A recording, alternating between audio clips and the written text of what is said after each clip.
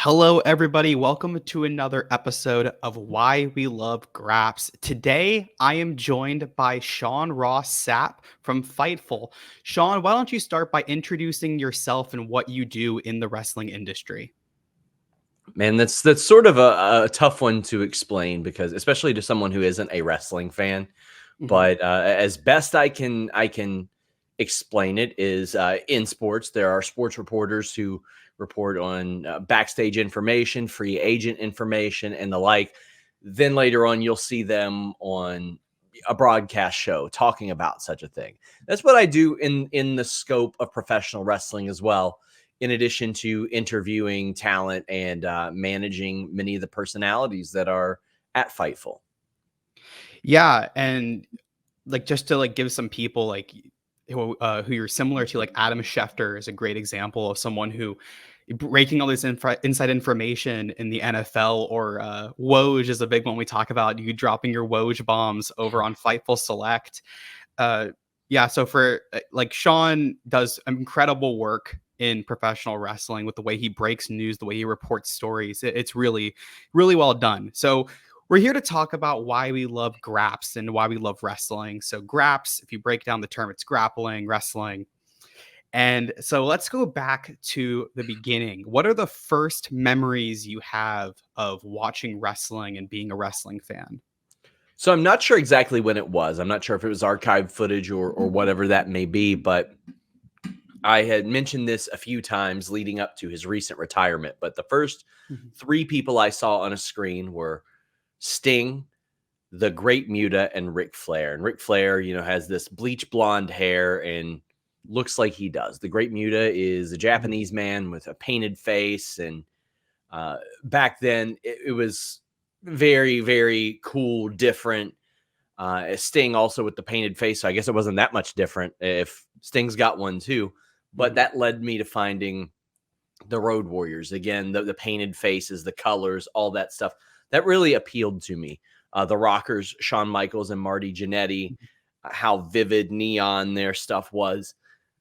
When I saw those three specifically in the ring, though, that's what made me say, "What is this? Where can I find more of it?"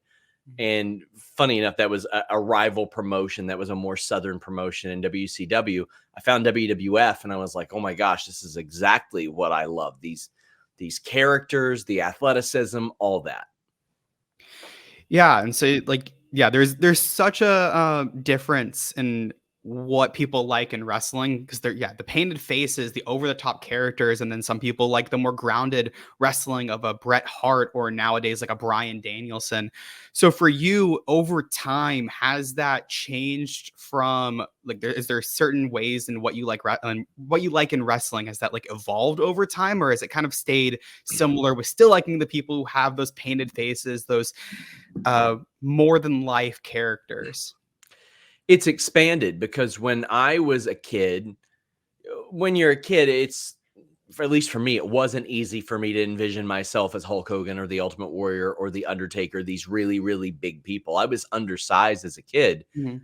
but I could jump high, I could run fast, I could do those things. So I identified with the Rockers, Marty Jannetty and Shawn Michaels, and Too Cold Scorpio, not realizing these men were also like 220 to 240 pounds. Like I had no concept of that. The small guy was the 123 kid who was billed at 212 pounds. That's a UFC heavyweight. So I Mhm. really didn't have any concept of that, but I knew that, oh, there's some stuff here that I could envision myself doing whenever I'm pretending to be a wrestler in my living room with my cousin and jumping off of stuff and all that. But as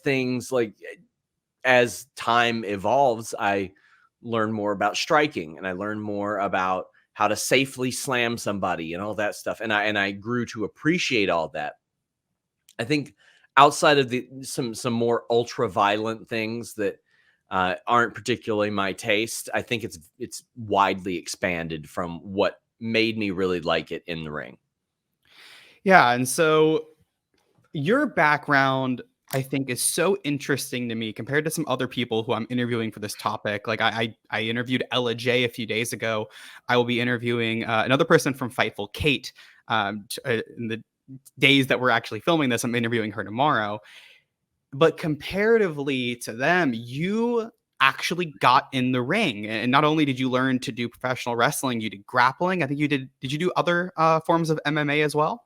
Yeah, so I want to say in about 2008, I started to attend kickboxing camps that were Mhm. somewhat local to me, and you would go there, you would stay for like a week or two, and you would learn basically basics of kickboxing. You'd have some amateur fights and all that, and I did really, really well at it, and I felt really good doing it.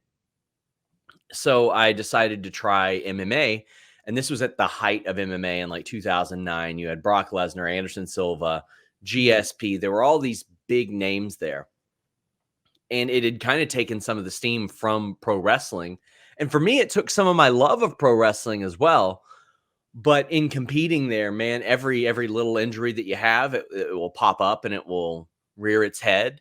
And I realized pretty quickly, like, oh well, I love to train MMA, but also I still really love pro wrestling.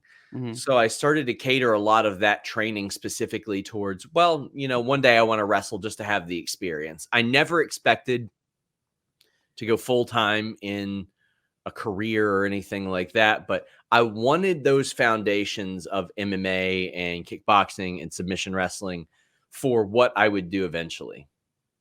Yeah. I think that's like I said, it's such an interesting thing that you add that in, that I think a lot of wrestling content creators just don't have that type of experience. So it adds a whole other level. So now going to the topic of why we're here, why we love Graps, do you think that that training and being able to actually get in the ring, take the bumps, whatnot, do you think that affected your love of professional wrestling? It did. It certainly helped my credibility with some people that I would talk to as well, because I mean, there are some people within WWE or UFC that I had done some training with, or I had Mhm. grappled with, or wrestled with, or something like that. So they knew that I had done that. And the level in which I did it was not like full time or Mhm. anything like that. I think I trained full time for about maybe 6, 7 months. And again, injuries reared their head. You got jobs, you got all that stuff. But it had been sporadically since then, worked some matches and all that. But it definitely helped me. I always like to say that everybody's path is different and it's not required or anything, but it certainly helped me. Like I certainly have, I don't want to pretend like I have a vast knowledge or anything like that, but a better understanding of what goes into a lot of things that we see on the screen, or maybe things that people don't know about. Because in addition to that, I managed MMA fighters, I promoted local events, I would help schedule things like that, I would match people up, I did commentary, I taped people's fists before their MMA fights. Like I wanted to truly have a hand in everything possible. And in Kentucky, there is not only was there not a robust pro wrestling scene where I was from, there wasn't a pro wrestling scene. Mhm. So instead, I went and did a lot of that for the MMA side of things, and that honestly helped a ton. Yeah. So let's move a little bit into today. And because we heard about what you liked originally when you first started watching wrestling, now specifically today, I know you've mentioned to me in the past one of the things you love are those big fight feelings now in professional wrestling. So if you had to pick like not really pick, but if you had to describe what you love right now specifically about professional wrestling, what are the qualities and attributes that you're looking for in something that just says, I love this? Oh man, it's just good right now. Like for a long time, we dealt with one company was really bad, one company was okay Mhm. for in any number of things. It's just entertaining to watch, and if you can sort of detach from a lot of the social media like terror that goes on there, it's just really good. The quality of in ring is really, really good. And again, there will be people that break down every bit of things, acting like they don't make sense. But I mean, I have truly seen almost everything happen within MMA. So there aren't a lot of situations that I look at and I say, well, that's not at least plausible in a simulated wrestling match. So I really love how the athleticism has been taken to a new level. Like when I started to watch, a backflip press was a huge athletic maneuver, and that's done fairly regularly every week now on programming. I just love the advances that we see. I love seeing something new or that I haven't seen before or that is a little bit different than what my trained eye has seen before.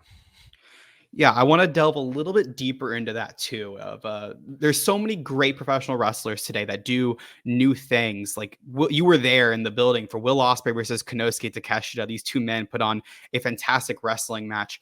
So, who are three wrestlers right now who maybe not they're not the greatest? I want to take that out. Greatest, best, whatever. I want to take that out.